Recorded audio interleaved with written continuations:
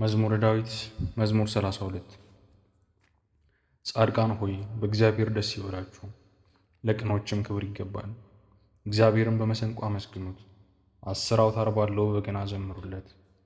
አዲስ ምስጋናንም አመስግኑት፣ በእልልታም መልካም ዝማሬ ዘምሩለት። የእግዚአብሔር ቃል እውነት ነውና ሥራውም ሁሉ በእምነት ነውና።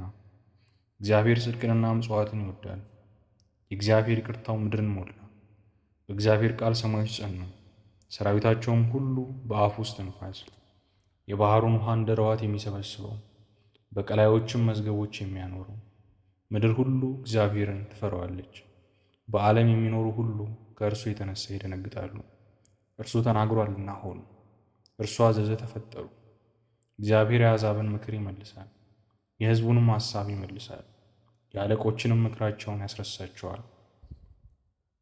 የእግዚአብሔር ምክር ግን ለዘላለም ይኖራል፣ የልቡም ሐሳብ ለልጅ ልጅ ነው። እግዚአብሔር አምላኩ የሚሆንለት ሕዝብ ብፁዕ ነው፣ እርሱ ለርስቱ የመረጠው ሕዝብ። እግዚአብሔር ከሰማይ ተመለከተ፣ የሰውንም ልጆች ሁሉ አየ።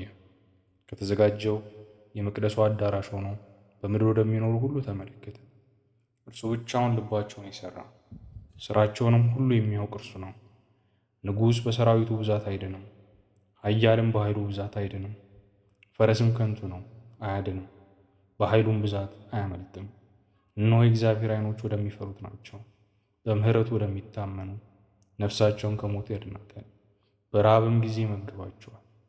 ነፍሳችን እግዚአብሔርን ተስፋ ታደርገዋለች፣ ረዳታችንና መጠጊያችን እርሱ ነውና። ልባችን በእርሱ ደስ ይለዋልና፣ በቅዱስ ስሙም ታምነናልና። አቤቱ በአንተ እንደታመን ምሕረትህ በላያችን ትሆን። አሜን።